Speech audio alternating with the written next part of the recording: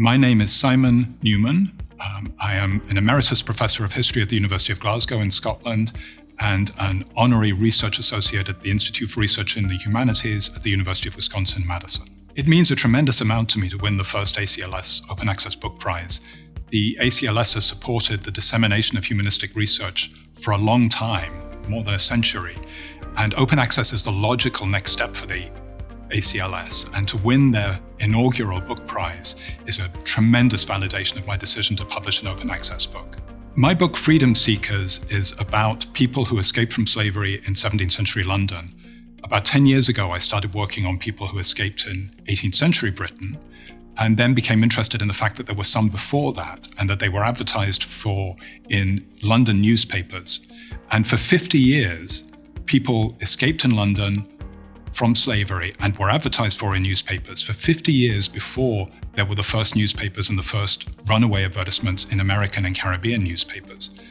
I've done research in West Africa and in the Caribbean and been very aware that the students and the academics in those countries often can't access the books we publish or the journal articles we publish because they're too expensive or they're behind paywalls. So realizing that the book I've published is easily, freely available to people all over the world who otherwise couldn't get to it is enormously satisfying. But also reaching non-academic audiences, and I think that's where the ACLS come in as well in terms of dissemination of books like this. When I was working on this book, I was also working with young poets and artists in London of African and South Asian descent who were working with me and looking at the research I was doing and creating their own artistic works about enslaved people who escaped in London.